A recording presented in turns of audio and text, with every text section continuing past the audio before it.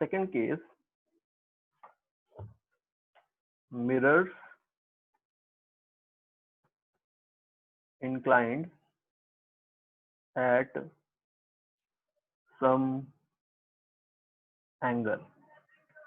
अगर मिरर किसी एंगल पे इंक्लाइन होंगे, in that case number of images कितनी बनेंगी?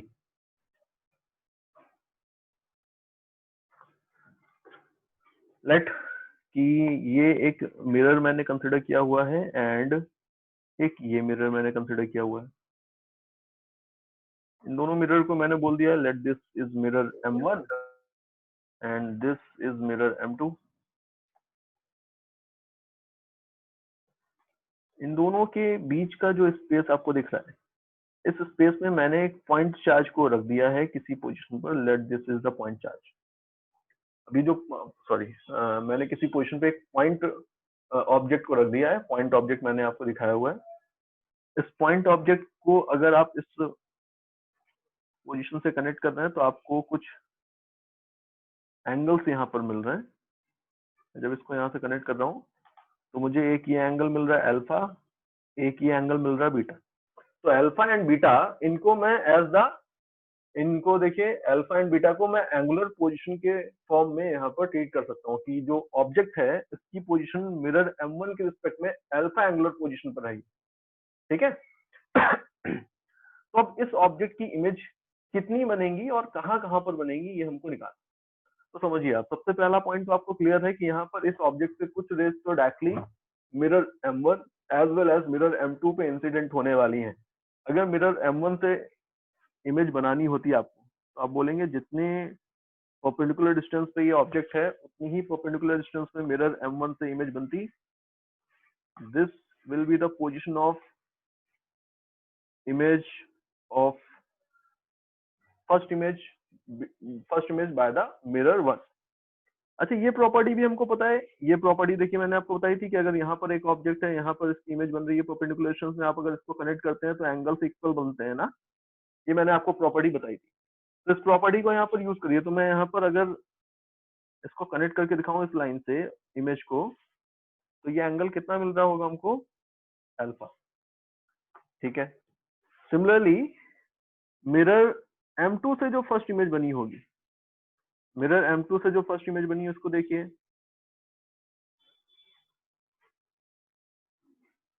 यहां पर कहीं बनेगी।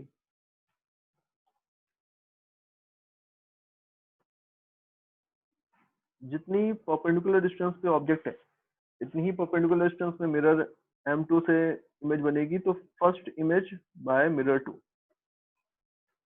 इसको कनेक्ट करेंगे अगर तो इसके लिए भी सेम पॉइंट बोल सकते हैं आप। अगर इसको कनेक्ट करेंगे तो आपको इसके लिए भी सेम पॉइंट ही दिखने वाला है।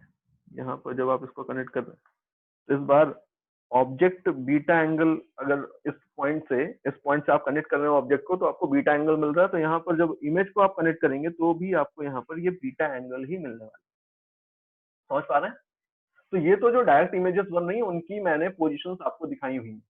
बट आपको पता है कि यहाँ पर जब ऑब्जेक्ट से रेज आकर के मिरर M1 पे इंसिडेंट हो रही है, इंसिडेंट होने के बाद उसमें से कुछ रेज ऐसी जरूर हैं जो यहाँ पर M1 से रिफ्लेक्ट होने के बाद M2 पे इंसिडेंट हो रही है।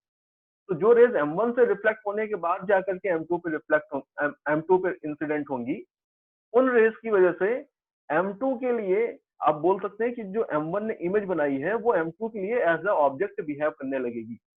फॉर एग्जाम्पल यहाँ पर अगर मैं आपको रेज दिखा दूं, एक दो रेज दिखा देता हूँ कि यहाँ से ये रे आई और ये वाली रेज तो ऐसे ही परपेंडिकुलरली आई और परपेंडिकुलरली चली गई। बट एक रे ये थी जो ऐसे आई थी, ऐसे आने के बाद ये रे ऐसे गई होगी। जब ऐसे जाएगी तो इन दैट केस ये रे ऐसे आई थी, ऐसे गई है। बताइए मिरर M2 पे जब ये रे इंसिडेंट हो रही है तो आप इसके अकॉर्डिंगली बोलेंगे कि ऑब्जेक्ट कौन है? I11, ये जो मैंने पोजीशन दिखाई है ये M2 के लिए ऑब्जेक्ट की तरह बिहेव करने लगी। समझ पा रहे हैं क्या? तो मिरर M1 ने जो इमेज बनाई है वो M2 के लिए ऑब्जेक्ट होगी, M2 जो इमेज बनाता जाएगा इस फॉर्म में वो M1 के लिए इमेज होगी। इस तरह का यहाँ पर प्रोसेस चलता रहेगा। इस बार हम इनकी पोजीशंस की जगह पर हम इनकी एंगुलर पोजीशंस डिफाइन कर रहे हैं। क्या डिफाइन कर रहे हैं? Angular positions. देखिए एंगुलर पोजीशंस M1 से जो फर्स्ट इमेज बनी है वो M1 के साथ कितना एंगल बना रही है, आपको M1 देखना है, इससे बनने वाली फर्स्ट इमेज देखनी है एंड एंगुलर पोजीशन डिफाइन करना है। तो ये एंगल इस बार आपको कितना मिला है फर्स्ट इमेज के लिए, अल्फा। तो M1 से जो फर्स्ट इमेज बनी है उसकी angular position with respect to M1 is alpha, alpha angle पे मिल रहा है, ठीक है ना। M2 से जो फर्स्ट इमेज बनी है कौन सी, ये वाली है, वो M2 के साथ कितना एंगल बना रही है, मतलब यहाँ पर अगर आप देखेंगे तो ये एंगल कितना बन रहा है दिस टाइम, बीटा। तो आप बोलेंगे कि M2 से बनने वाली फर्स्ट इमेज की जो एंगुलर पोजीशन है वो बीटा है, ठीक है, ओके। देन अब आपको क्या मैंने बताया कि M1 से जो फर्स्ट इमेज बनी है, M1 से बनने वाली फर्स्ट इमेज M2 के लिए ऑब्जेक्ट है। आपको क्या देखना है, आपको सिर्फ ये मिरर दिख रहा होगा जो मैंने हाईलाइट कर रखा है, आपको ये ऑब्जेक्ट देखना है जिसको जो M1 ने फर्स्ट इमेज बनाई है वो एज अ ऑब्जेक्ट है इस बार। अब बताइए कि अब ऑब्जेक्ट और इमेज, ऑब्जेक्ट और मिरर के बीच का टोटल एंगल कितना है, ये वाला, this time this is 2 alpha plus beta. तो जो इमेज बनेगी वो भी तो कुछ इस तरह से होनी चाहिए सो दैट कि जब आप उसको कनेक्ट करें तो ये एंगल कितना बने, 2 अल्फा प्लस बीटा। बताइए समझ पा रहे हैं क्या, यस ओके। सर। तो अब जो नेक्स्ट इमेज बनेगी M2 से वो 2 alpha plus beta angular position पे बनेगी। सिमिलर मैनर में अगर मैं इसका रिवर्स प्रोसेस की बात करूं कि लेट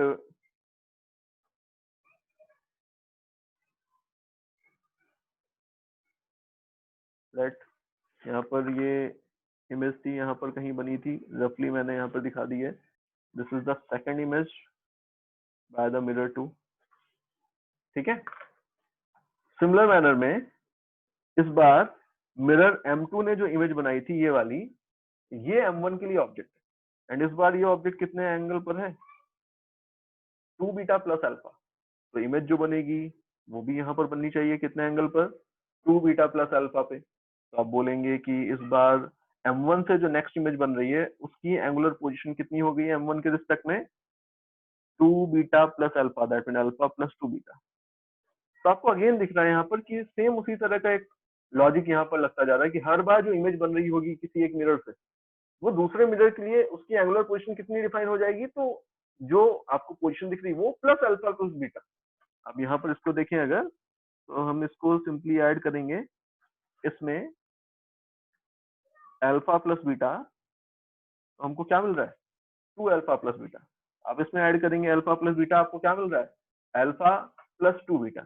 नेक्स्ट इमेज के लिए सिमिलरली आप अगेन क्या कर सकते हैं, इसमें अल्फा प्लस बीटा ऐड करिए, इसमें अल्फा प्लस बीटा ऐड करेंगे, कितना हो जाएगा ये, 2 अल्फा प्लस 3 बीटा। आप इसमें अल्फा प्लस बीटा ऐड करिए, क्या हो जाएगा ये, 3 अल्फा प्लस 2 बीटा। समझ पा रहे हैं, इस तरह का प्रोसेस यहाँ पर आपको एक दिखने वाला है, ओके। पॉइंट ये आता है कि क्या सर यहाँ पे भी नंबर ऑफ इमेजेस इनफाइनाइट ही होंगी, तो इस पॉइंट का जवाब ढूंढते हैं कि नंबर ऑफ इमेजेस कितनी होंगी। इस नंबर ऑफ इमेजेस को निकालने के लिए अब आपको एक पॉइंट याद करना पड़ेगा जो मैंने आपको पहले बताया हुआ है कि अगर ये एक मिरर है, मैं इस मिरर के सामने यहाँ पर ऑब्जेक्ट रखूंगा तो इसकी इमेज बनेगी, यहाँ पर ऑब्जेक्ट होगा तो इमेज बनेगी, यहाँ पर ऑब्जेक्ट होगा तो इमेज बनेगी। बट मैक्सिमम कंडीशन में आप बोल सकते हैं कि ये जो ऑब्जेक्ट है ये इस स्पेस के अंदर कहीं पर होना चाहिए। बताइए, जब आप इस स्पेस के अंदर ऑब्जेक्ट लेंगे इन दैट केस ही तो उससे आकर के रेज इंसिडेंट होंगी इस मिरर की सरफेस पे, तभी आपको इमेज मिल पाएगी। तो मैक्सिमम जो पोजीशन होनी चाहिए एंगुलर पोजीशन ऑब्जेक्ट की, वो एट मैक्स 180 होनी चाहिए। तो 180 से कम एंगुलर पोजीशन ही आपको हमेशा मिलेगी ऑब्जेक्ट की। तो अभी यहाँ पर आपको ये क्लियर करना है कि ये जो क्वांटिटीज हैं ये एंगुलर पोजीशन को तो डिफाइन कर रही है। तो जब ये क्वांटिटी, देखिए इसको समझिए, ये क्वांटिटी हम क्या बोल रहे हैं कि एंगुलर पोजीशन को डिफाइन करनी। तो अगर ऑब्जेक्ट की पोजीशन किसी भी इंस्टेंट पे 180 डिग्री से कम थी, देखिए यहाँ पर ये मिरर मैं दिखा रहा हूँ, लेट ये मिरर है, ये ऑब्जेक्ट है, ये थीटा है, तो इमेज कहाँ पर बनी होगी, behind the mirror, perpendicular distance उतनी और ये एंगल थीटा पर। तो जब एंगुलर पोजीशन हमेशा थीटा, या थीटा जो है, थीटा यहाँ पर समझ पा रहे क्या, थीटा एंगुलर पोजीशन जो है, ऑब्जेक्ट ये है, इमेज ये है, ये थीटा है। तो थीटा की मैक्सिमम वैल्यू कितनी हो सकती है 180, मतलब 180 से कम ही होगा। एंड थीटा अगर 180 से कम था तो इमेज की भी एंगुलर पोजीशन मैक्सिमम कितनी मिल सकती है आपको 180 डिग्री ही मिल सकती है। समझ पा रहे हैं? बोलिए, सुन पा रहे हैं मेरी बात? Yes Yes. तो मैक्सिमम एंगुलर पोजीशन आपको 180 डिग्री मिल सकती है। इट सिंपली मींस कि ये जो रिजल्ट आपने लिखा है, आप इसके साथ यहाँ पर याद रख सकते हैं कि ये जो एंगुलर पोजीशन आप डिफाइन कर रहे हैं ये अप टू 180 ही जा सकता है। लिमिटिंग केस में हम इसको 180 डिग्री तक लेके चल रहे हैं, अदरवाइज ये 180 से कम ही रहने वाला है। ओके, तो अब इस केस में आपको नंबर ऑफ इमेजेस जो मिल रही हैं वो लिमिटेड मिल रही हैं, क्योंकि 180 तो अप्रोच कर ही जाएगा। आप अल्फा बीटा की कोई भी नॉन जीरो वैल्यूज लेंगे तो अल्टीमेटली ये 180 तो अप्रोच कर ही जाएगा एक टाइम बाद। तो नंबर ऑफ इमेजेस आपको लिमिटेड मिलेंगी, यहाँ पर इनफाइनाइट नहीं मिलेंगी। ओके, ठीक है, एक पॉइंट तो ये है। दूसरा पॉइंट यहाँ पर एक और है कि अगर आप देखें तो ऑब्जेक्ट जो ओरिजिनली था वो इस पॉइंट से कुछ डिस्टेंस पे था। जब आपने इसकी इमेज बनाई थ्रू द मिरर M1 तो इतनी ही डिस्टेंस पे ये इमेज बनी होगी। जब आपने इसकी इमेज बनाई through the by the mirror M2 इतनी ही डिस्टेंस पे ये इमेज बनी होगी। जब आप हर बार जब आप इमेज बनाओगे इस ऑब्जेक्ट की, देन इस ऑब्जेक्ट की इमेजेस की इमेज, तो आपको अगेन हर बार जो इमेज की पोजीशन मिलेगी वो इस पॉइंट से इक्वल डिस्टेंस पे मिलने वाली है। इट सिंपली मींस कि अगर आप यहाँ पर एक सर्कल ड्रॉ करें, अगर इस तरह से मैं एक सर्कल यहाँ पर ड्रॉ करूं,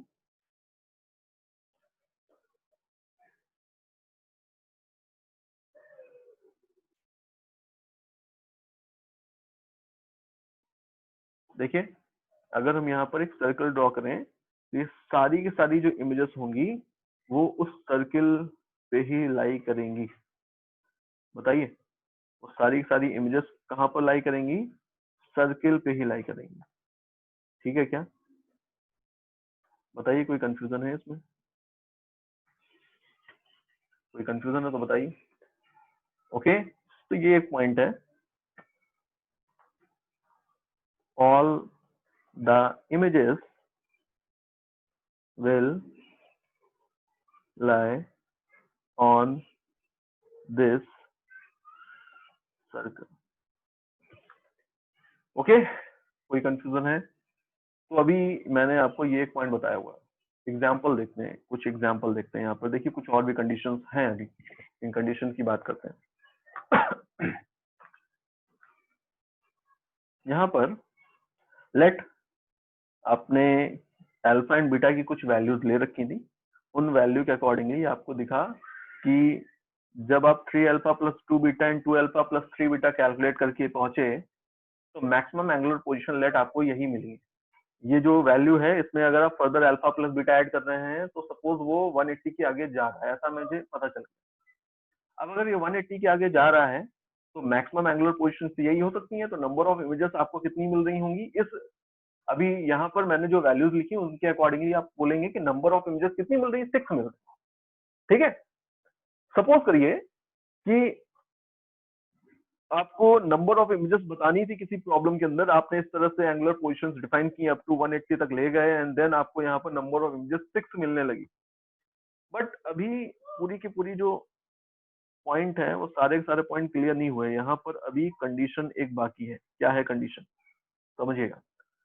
सपोज जो लास्ट इमेज की एंगुलर पोजीशंस हमने डिफाइन की हुई है M1 और M2 दोनों के लिए, वो 3 alpha plus 2 beta and 2 alpha plus 3 beta है। सपोज करिए, इससे आगे के ऑर्डर क्या भी हो सकता था। आपको समझ में आ रहा है ना क्या मैं बात कर रहा हूँ?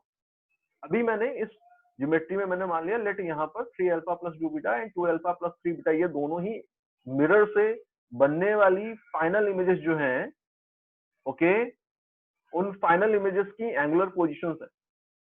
तो आप इसको देखिए, angular position for the first mirror, angular position of the last image for the first mirror, angular position of last image for the second mirror plus alpha plus beta, इसको ऐड करेंगे एंड अगर ये तीनों term add होने पर 360 degree आ जाएंगे, exactly 360 degree आ जाएंगे, तो it means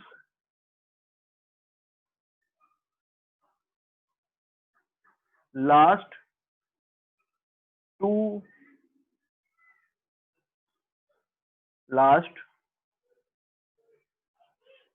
images of both mirror will coincide. क्या हो रहा है? इट मीन्स कि दोनों ही मिरर से बनने वाली जो लास्ट इमेज है वो कोइंसाइड कर रही है, वो एक दूसरे के ऊपर ही आ रही है. ओके, एंड अगर दो मिरर एक ही पॉइंट पे बनेंगी तो आपको दो मिरर नहीं दिखेंगे, दो इमेज अगर एक ही पॉइंट पे बनेंगी तो आपको दो इमेजेस नहीं दिखेंगी, बल्कि आपको उनकी जगह पर सिर्फ एक ही इमेज मिलेगी.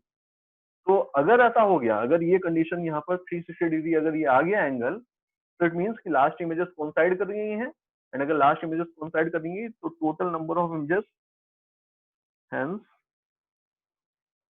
Total number of images is one less than the number of images calculated above. Example से इसको अभी क्लियर करेंगे. ओके, एकदम 100% क्लियर करेंगे कि क्या हो रहा है, ये समझते हैं. ओके, उसके पहले एक एग्जाम्पल मैं आपको इसका दिखा रहा हूँ. पहले तो फर्स्ट वाला जो मैंने पार्ट देखा है पैरेलल मिरर वाला, उसका एक एग्जाम्पल करते हैं, फिर नेक्स्ट वाले का एग्जाम्पल करते हैं. देखिए क्वेश्चन क्या है. आपको एक अरेंजमेंट दिख रहा है. इस अरेंजमेंट के अंदर M1 एंड M2 दो मिरर मैंने लिए हुए हैं. दोनों मिरर के बीच में एक ऑब्जेक्ट रखा हुआ है, एंड ऑब्जेक्ट की जो पोजीशन है from the M1 and from the M2 वो हमको क्वेश्चन के अंदर ही गिवन है.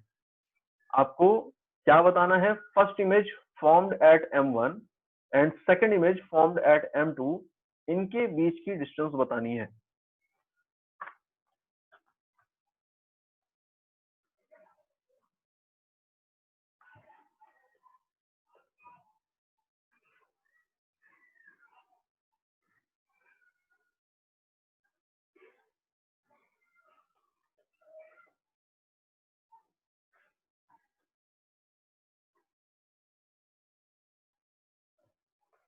ये अगर ऑब्जेक्ट है, ये 4 सेंटीमीटर है, ये 6 सेंटीमीटर है. तो अभी लास्ट क्लास में हमने ऐसा कुछ देखा था कि हमें इस तरह की ट्रिक यूज करनी है. M1 M2, M1 से जो डिस्टेंस उसको मैंने A मान लिया है, A की वैल्यू यहाँ पर 4 centimetre.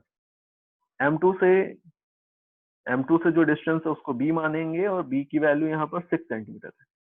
Then A plus B, देखिए क्या किया था हमने, A प्लस B ऐड कर रहे थे हम यहाँ पर. तो A प्लस B की वैल्यू कितनी है? 10. तो नेक्स्ट इमेज जो मिलेगी M2 से और M1 से, उसको निकालने के लिए हम सिंपली क्या करने वाले हैं? A प्लस B को ऐड करने वाले हैं. तो 6 प्लस 10 मतलब 16 सेंटीमीटर. 16 सेंटीमीटर, बताइए ठीक है ना?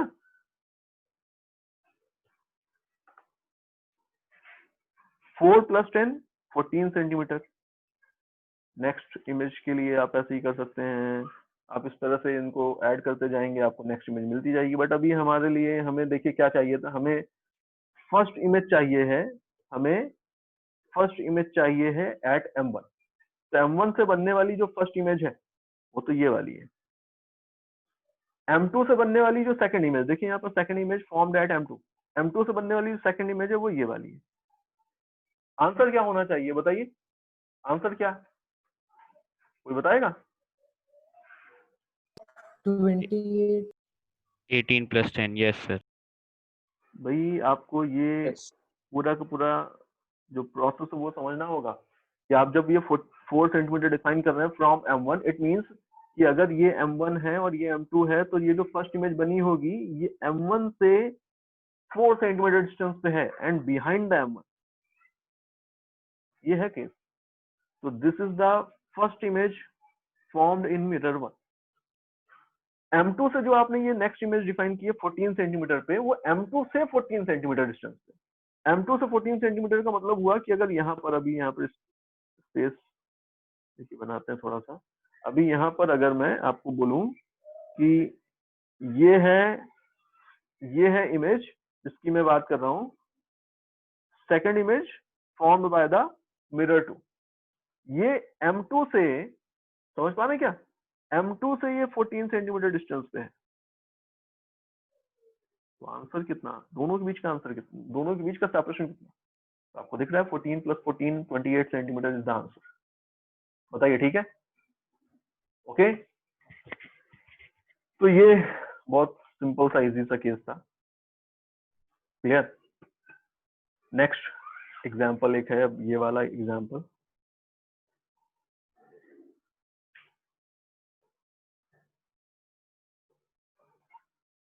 देखिए। एक ऑब्जेक्ट आपको दिख रहा है, दो मिरर आपको दिख रहे हैं A and B, angular position आपको बतानी है from mirror A at which image of object does not form. Object image की वो एंगुलर पोजीशन जहां, मतलब जो ऑप्शंस गिवन है उनके अकॉर्डिंगली आपको आंसर देना है कि वो पॉइंट जहां पर इमेज नहीं बनेगी। तो इसके लिए आपको क्या करना है, ये mirror A and mirror B मैंने ले लिया। मिरर ए मिरर बी का मतलब हमें अब क्या चाहिए, अल्फा एंड बीटा की वैल्यू चाहिए। तो मैं इस एंगल को मान रहा हूँ let this is alpha and मैं इसको मान रहा हूँ लेट दिस इज बीटा। ये मैंने अल्फा लिया हुआ है, ये मैंने बीटा लिया हुआ है, ठीक है क्या। तो अल्फा की वैल्यू 20 डिग्री, बीटा की वैल्यू 25 डिग्री। नेक्स्ट इमेज जो बनेगी, जो मिरर ए है मिरर बी है, इनसे जो नेक्स्ट इमेज बनने वाली है उनको निकालने के लिए आप सिंपली क्या कर सकते हैं, यहाँ पर अल्फा प्लस बीटा ऐड करेंगे। ए में मतलब 20 में आप कितना ऐड करने वाले हैं, अल्फा प्लस बीटा मतलब 45 ऐड करना है आपको। कितना हो गया 65, 25 में 20, अब 25 में 65 ऐड 45 ऐड करेंगे तो कितना होगा 70। बताइए ठीक है क्या। नेक्स्ट इमेज, अगेन इसमें 45 ऐड होगा, अगेन इसमें 45 ऐड होगा।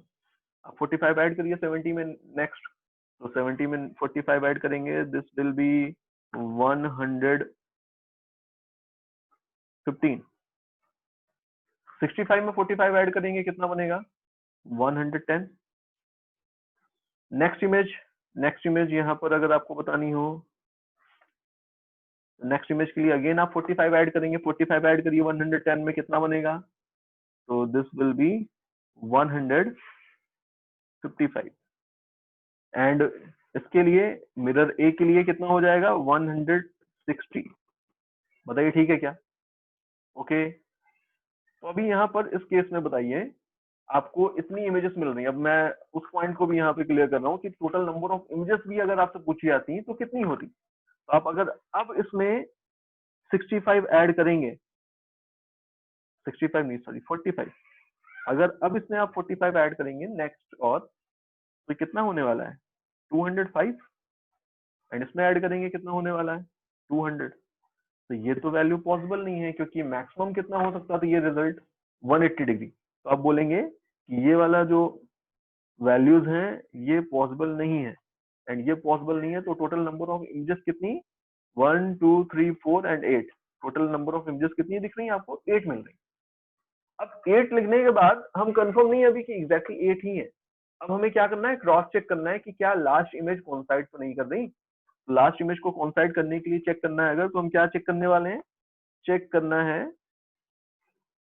कि 160 degree plus 155 degree last images जो बनी है दोनों मिरर से उनकी एंगुलर पोजीशन प्लस, सुन रहे हैं ना मेरी बात, सुन रहे हैं ना, yes sir, yes sir, plus yes sir, alpha plus beta 45 degree. कितना आ रहा है ये, कितना आ रहा है 155 प्लस 5 मतलब 60, 200 कितना बन रहा है 360।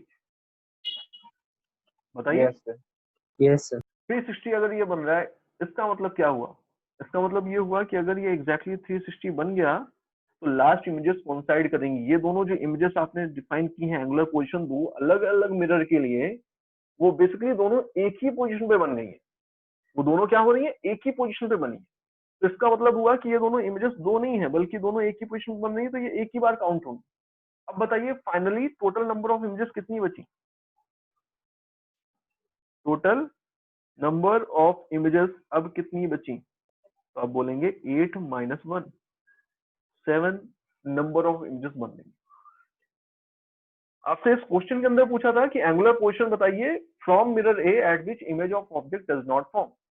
आपको दिख रहा है कि ऑप्शंस जो अवेलेबल थे 20 डिग्री पे तो बनेगी, 110 पे बनेगी, 70 पे बनेगी, आपको 115 डिग्री एंगल दिख रहा है। इस एंगुलर पोजीशन पे कोई भी इमेज नहीं बनेगी from the mirror A, from the mirror ए।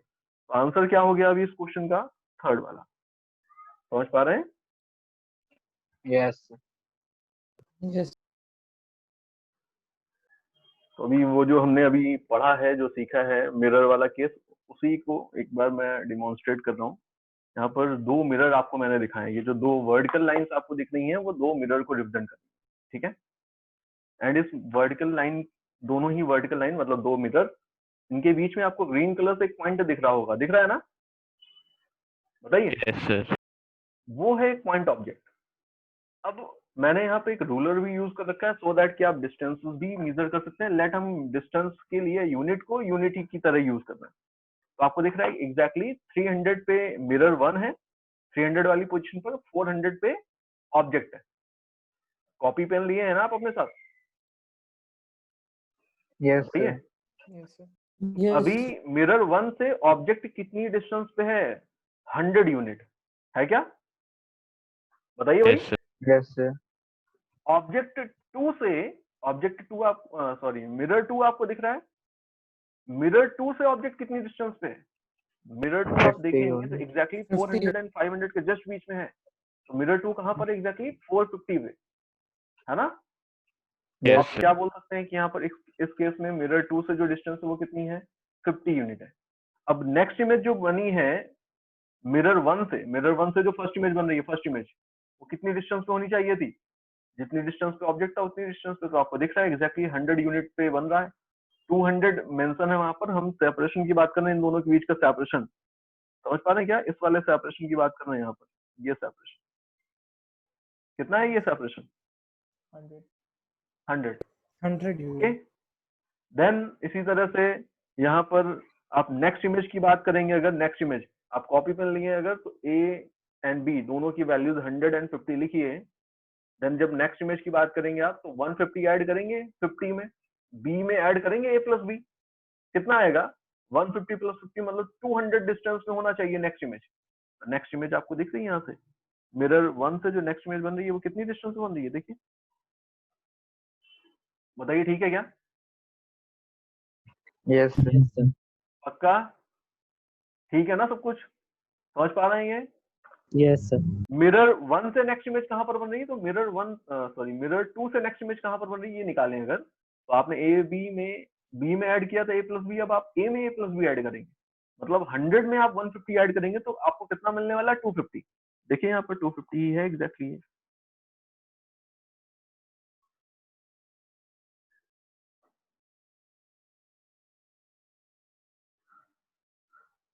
देखिए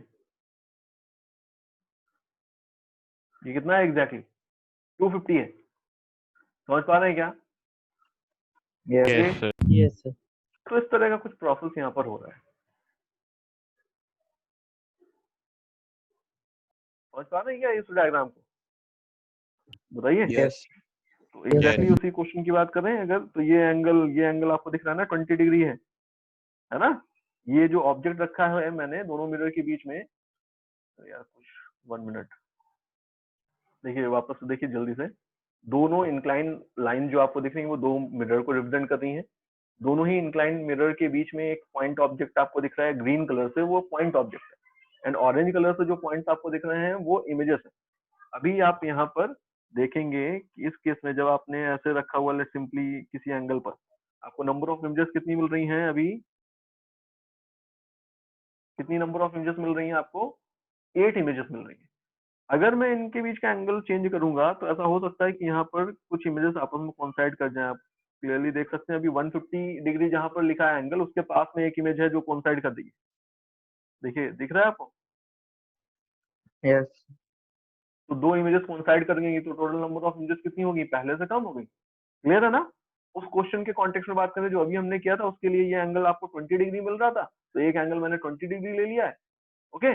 एंड दूसरा एंगल आपको कितना मिल रहा था? 25 डिग्री। तो 25 डिग्री एंगल मैंने यहाँ पर ले लिया है 35 40 एंड यहाँ पर कहीं है 45 डिग्री एंगल यहाँ पर कहीं है। एंड ऑब्जेक्ट जो था वो फर्स्ट वाले से,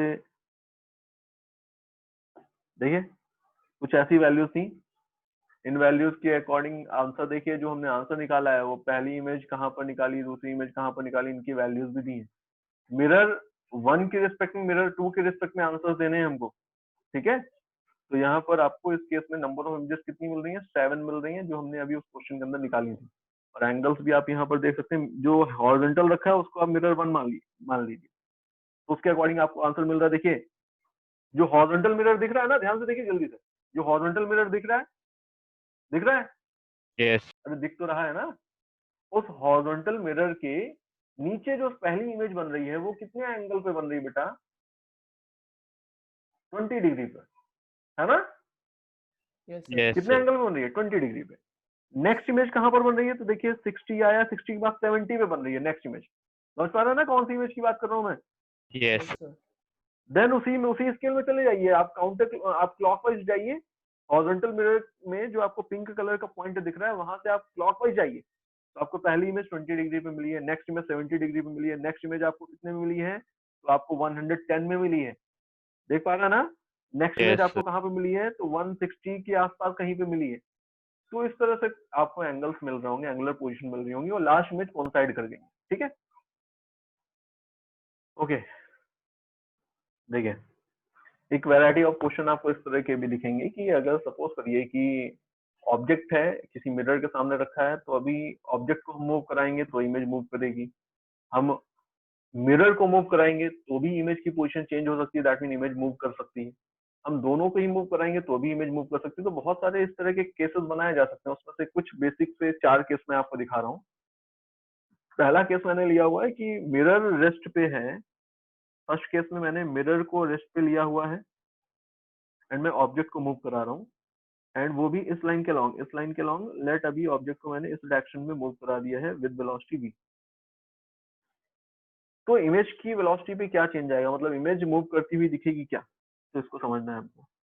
सेकंड केस में मैंने मिरर को रेस्ट पे रखा है बट मैं ऑब्जेक्ट को मूव करा रहा हूँ, मिरर को रेस्ट पे रख के ऑब्जेक्ट को मैं मूव करा रहा हूँ, बट इस बार मैंने डायरेक्शन ऑफ मोशन मिरर की, ऑब्जेक्ट की जो डायरेक्शन ऑफ मोशन है वो मिरर के पैरेलल ले रखा है ये।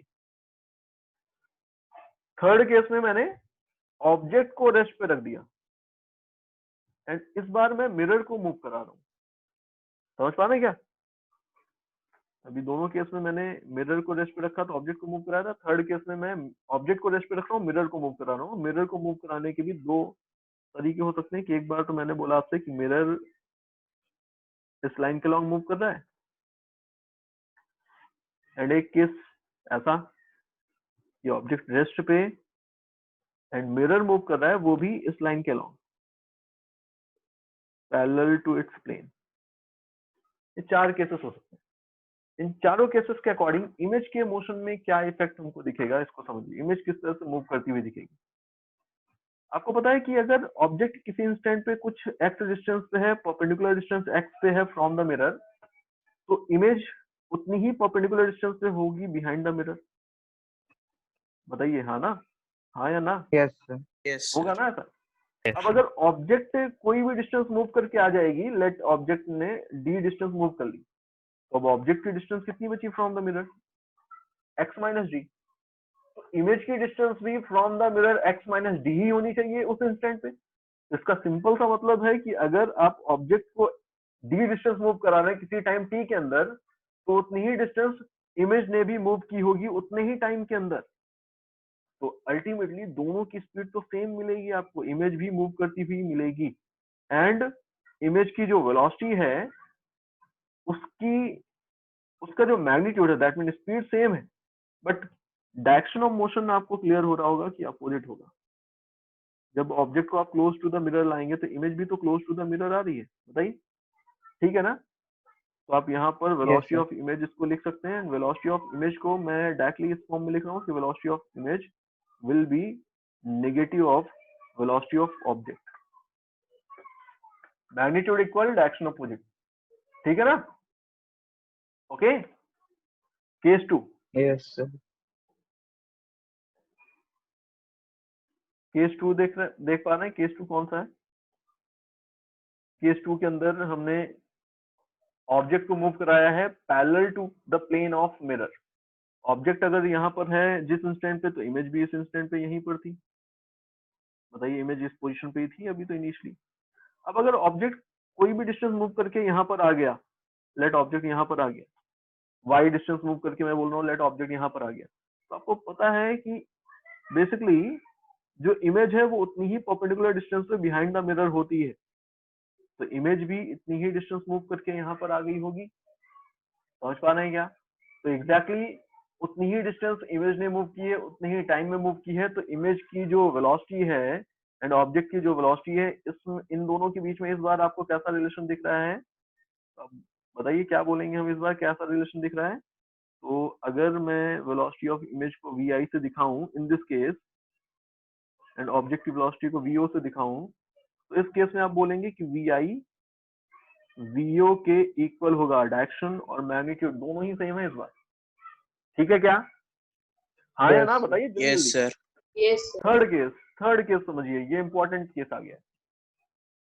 सपोज करिए कि ये ऑब्जेक्ट था मिरर से डी डिस्टेंस पे इनिशियली, तो अनडाउटली यहाँ पर इमेज रही होगी कहीं पर, एंड इमेज की जो डिस्टेंस थी वो भी कितनी थी?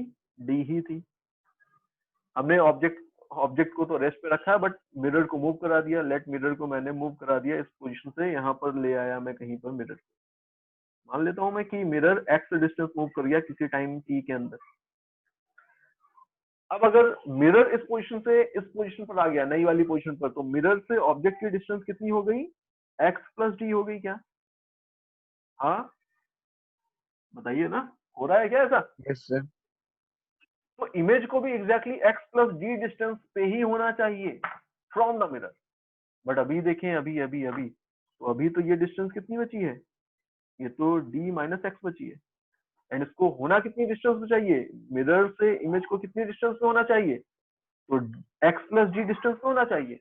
ये डिस्टेंस अगर d माइनस एक्स है तो कितना ऐड करेंगे उसमें, सो दैट कि इमेज मिरर से x प्लस डी डिस्टेंस पे पहुंच जाए? 2x। तो इसका मतलब हुआ कि इमेज बेसिकली इस पोजीशन से 2x डिस्टेंस अगर मूव कर गई हो, देन आपको ये total distance x plus d मिल जाएगी। हाँ या ना? बताइए ठीक है क्या? Yes, sir. तो इसका मतलब Yes, क्या हो sir. रहा है? इसका सीधा सा मतलब है कि अगर मिरर को देखें तो वो x डिस्टेंस मूव कर रहा है जितने टाइम के अंदर, उतने ही टाइम में इमेज 2x डिस्टेंस मूव कर रही है। तो इसका मतलब हुआ कि इमेज की जो वेलोसिटी है वो मिरर की वेलोसिटी का तो डबल हो गई। हो गई क्या? बताइए, समझ पा रहे हैं? तो यहाँ पर सीधे सीधे आप यहाँ पर बोल सकते हैं कि velocity of image is 2 times of velocity of mirror, as well as जो डायरेक्शन ऑफ मोशन है वो भी सेम ही है।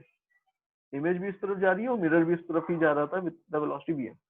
तो वेक्टर फॉर्म में भी आप ये रिलेशन इस तरह से डिफाइन कर सकते हैं। ठीक है, बताइए भाई।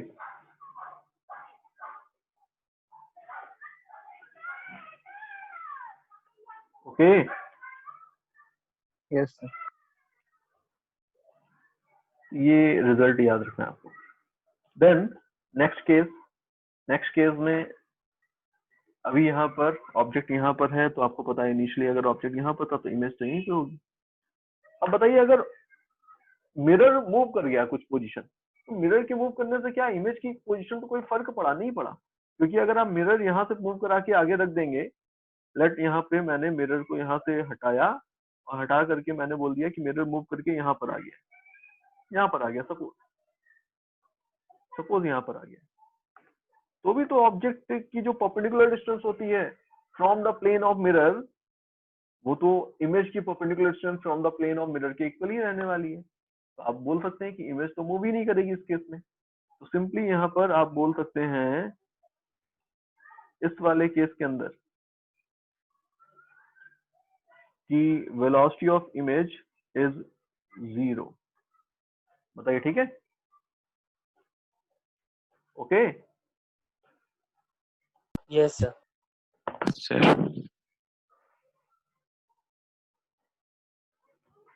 मिरर है 400 पे। देखिए अभी अगेन वैसे ही मैंने एक एग्जांपल लिया हुआ है कि मिरर रखा है एंड ऑब्जेक्ट, अगेन ऑब्जेक्ट हर बार आपको यही पॉइंट ऑब्जेक्ट दिख रहा है ग्रीन कलर से, इमेज बन रही है 600 वाली पोजीशन पर, ऐसा कुछ है। अभी मैंने फर्स्ट केस में आपसे बोला था कि ऑब्जेक्ट मूव कर रहा है along the perpendicular direction of mirror. Let object इस पोजीशन से 200 से मूव करके कहां पर आ गया, 300 पे आ गया, देखते जाइए। तो इमेज 600 से मूव करके कहां पर आई है, 500 पे आई है ना। यस क्या मतलब हुआ इसका कि जितनी डिस्टेंस ऑब्जेक्ट ने मूव की उतनी डिस्टेंस इमेज ने मूव की, ऐसा कुछ हो रहा है। ओके, लेट अगर ऑब्जेक्ट अवे जा रहा होता तो मिरर इमेज भी अवे जा रही होती, तो आपको इक्वल स्पीड मिल रही है but direction of motion opposite है ना, फर्स्ट केस में। सेकंड केस में ऑब्जेक्ट को मैं परपेंडिकुलर डायरेक्शन के अलॉन्ग नहीं बल्कि parallel to the plane of mirror move करा रहा हूँ। देख सकते हैं आप क्या हो रहा है, बताइए, अरे बताओ भाई, अरे बोलो यार, कुछ तो बोलो, दिख रहा है ना Yes. क्या हो रहा है। जितनी distance along the Y axis object ने मूव की उतनी distance along the same axis image ने भी मूव की है, मतलब दोनों की वेलोसिटीज इक्वल हो गई, speed as well as direction of motion. देखिए इधर लाएंगे अगर तो भी यही होने वाला है, इधर लाएंगे तो भी यही होने वाला है ना। यस देन नेक्स्ट केस में मैं मिरर को मूव करा रहा हूँ, मिरर को मूव कराना, देखिएगा मिरर को मूव कराना, मिरर अभी कहां पर है, 400 वाली पोजीशन पे, इमेज की इनिशियल पोजीशन देख रहे हैं 600 वाली पोजीशन है।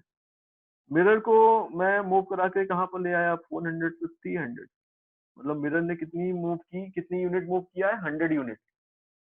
इमेज कहां से कहां पर आ गई, इमेज 600 से 400 पे आ गई। तो जब मिरर को आपने 100 यूनिट मूव कराया है तो इमेज 200 यूनिट मूव कर रही है, बताइए ठीक है ना, यस क्लियर हो रहा है आपको ना क्या हो रहा है।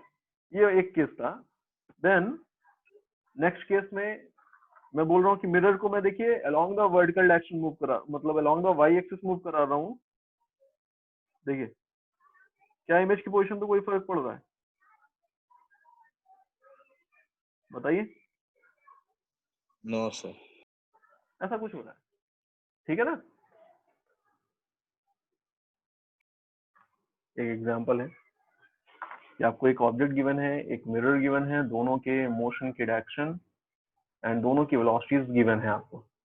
रेफरेंस के लिए एक coordinate frame X and Y axis कौन सी है ये भी दे दिया गया है। फाइंड वेलोसिटी ऑफ इमेज, हमें क्या बताना है, वेलोसिटी ऑफ इमेज बतानी है। तो इमेज की वेलोसिटी बताने के लिए हमें क्या करना चाहिए, समझिए इसको। सबसे पहले तो मैं इस ऑब्जेक्ट की जो आपको वेलोसिटी दिख रही है यहाँ पर, इसके कंपोनेंट कर सकता हूँ, मैं इसके कंपोनेंट कर सकता हूँ यहाँ पर। देखिए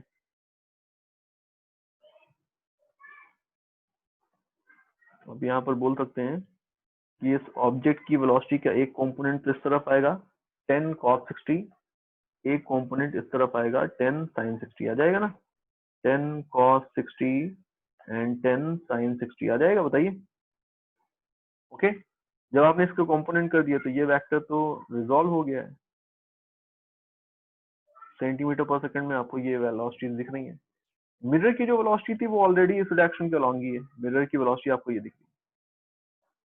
इमेज की वेलोसिटी कितनी होगी, तो इसके लिए आपको क्या करना है, सारे के सारे जो अलग अलग आपको केसेस आपने पढ़े हैं उन सारे के सारे केसेस को वन बाय वन इमेज के लिए आपको अप्लाई कर देने हैं। उन सबका जो रिजल्टेंट आएगा that will be the net effect on the motion of image.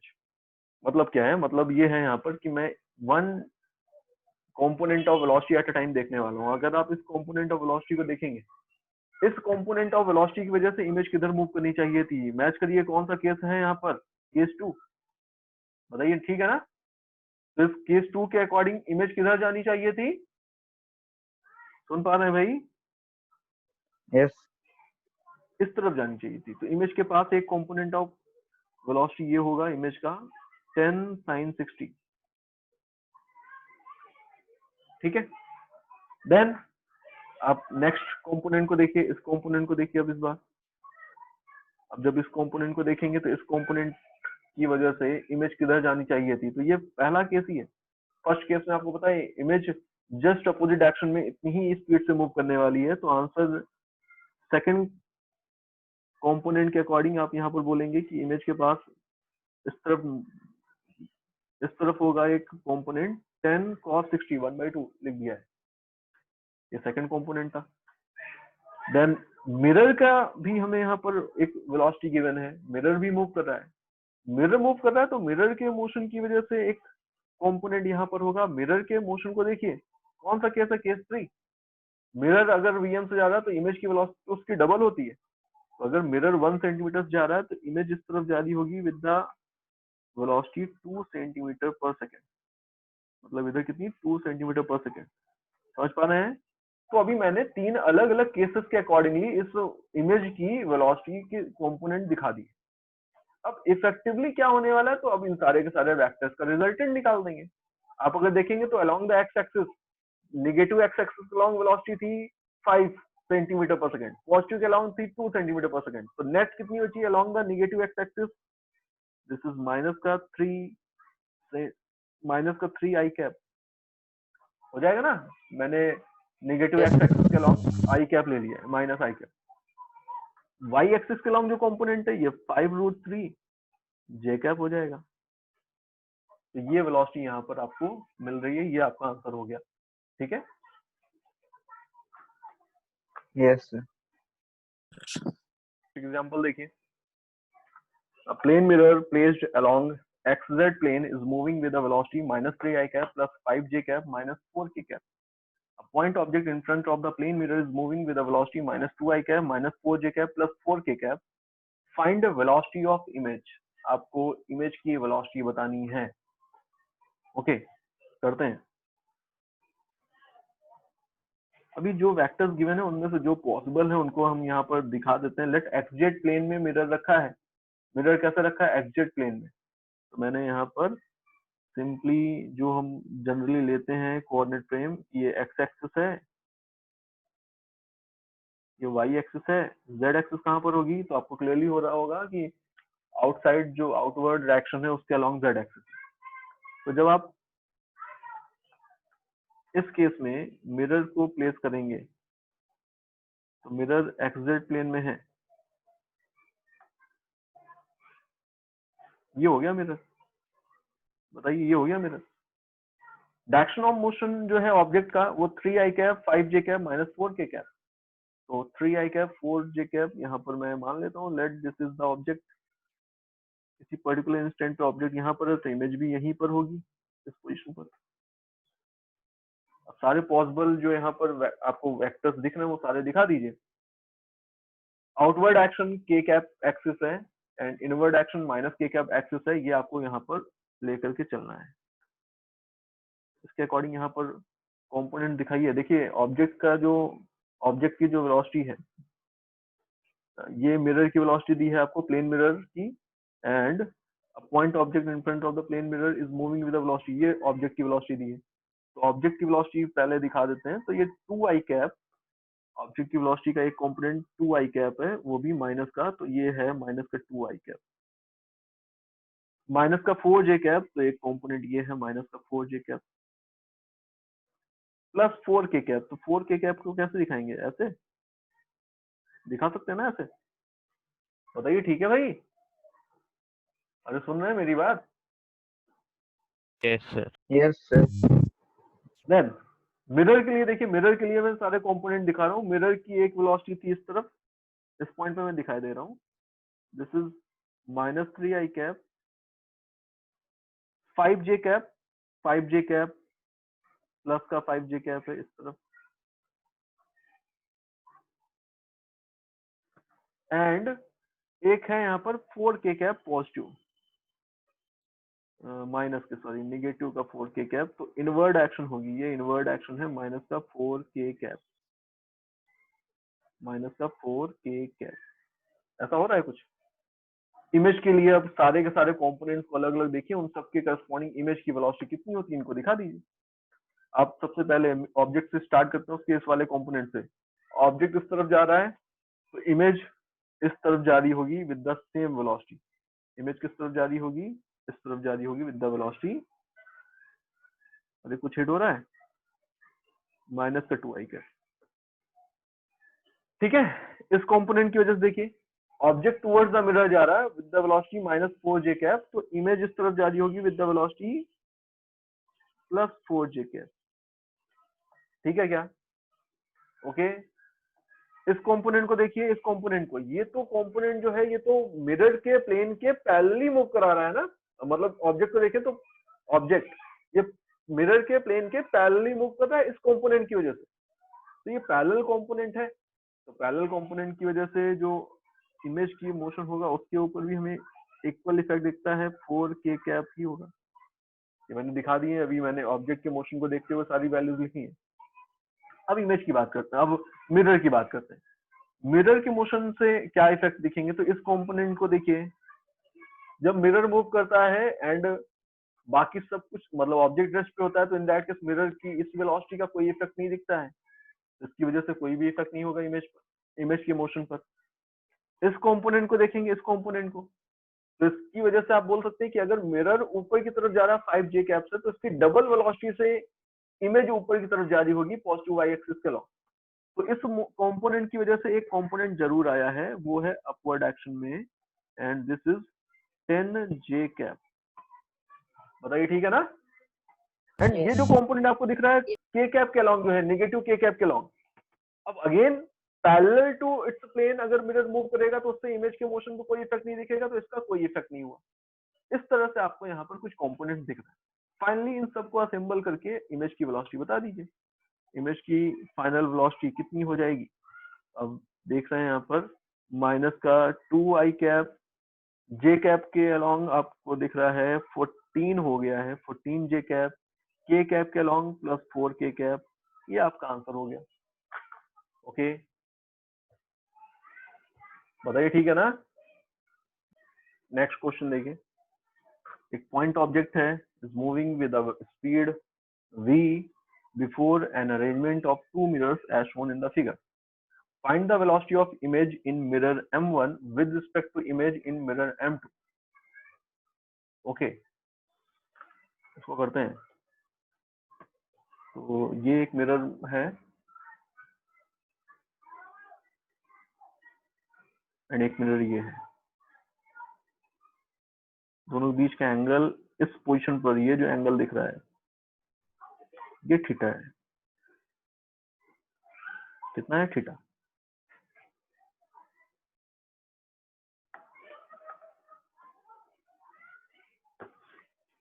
Okay, object कहाँ पर है? इस पोजीशन पर है, ये है ऑब्जेक्ट, एंड ऑब्जेक्ट किधर जा रहा है? डायरेक्शन के लॉन्ग। लेट हम दोनों ही मिरर में जो इमेज बन रही होंगी उन इमेजेस की वेलोसिटी को इंडिपेंडेंटली पहले अलग अलग कैलकुलेट कर लेते हैं। उनको कैलकुलेट करने के लिए अब क्या करना पड़ेगा हमको, समझिएगा। अभी ये जो मिरर आपको दिख रहा है ये वाला m2 और m1, इसमें से m2 के लिए तो इमेज की वेलोसिटी लिखना आपको इजीली दिख रहा है कि यहाँ पर m2 से अगर इमेज की वेलोसिटी लिखेंगे तो इतनी ही परपेंडिकुलर डिस्टेंस पे इसके पीछे यहाँ पर इमेज थी, यहाँ पर मिरर m2 के बिहाइंड द मिरर m2 यहाँ पर इमेज थी, I2 बोल देता हूँ मैं इसको, लेट। एंड ऑब्जेक्ट के मोशन का आपको इफेक्ट दिख रहा है कि m2 से जो इमेज बनी है वो भी इस डायरेक्शन के अलॉन्ग जा रही होगी विद द सेम वेलोसिटी भी। ठीक है ना? बोलो बेटा, ऐसा होगा। देन इसके लिए हमने इमेज की पोजीशन बता दी है। मिरर 1 से जो इमेज बन रही है, मिरर 1 से जो इमेज बन रही है उस इमेज की पोजीशन देखिए,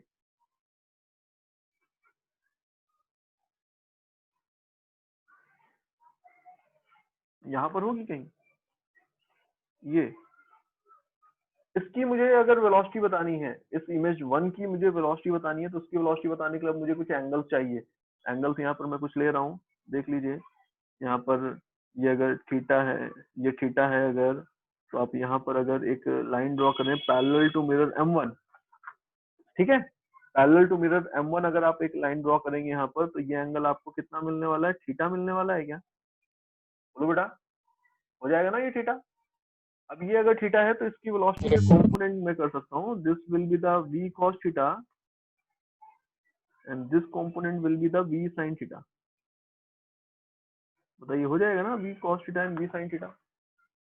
तो अब इन दोनों कंपोनेंट को देखिए अलग अलग, इसको रिजॉल्व कर दिया, इस वेक्टर को मैंने रिजॉल्व कर दिया, दो कंपोनेंट, एक ये मिरर m1 को देखिए, ऑब्जेक्ट को देखिए, ऑब्जेक्ट की दोनों वेलोसिटीज के कंपोनेंट देखिए बस।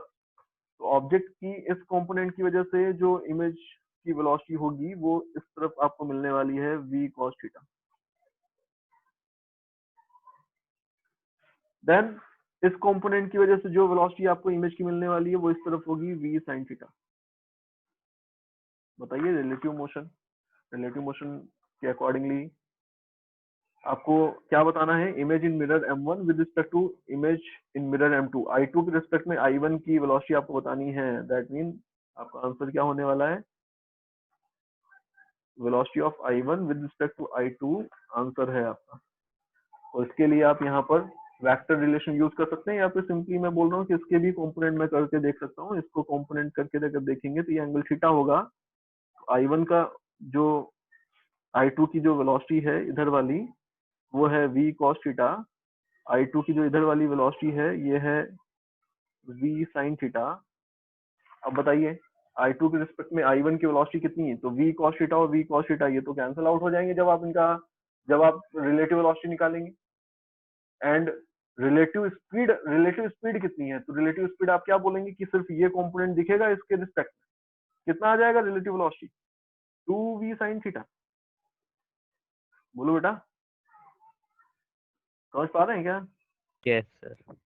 2v sin theta will be answer. Okay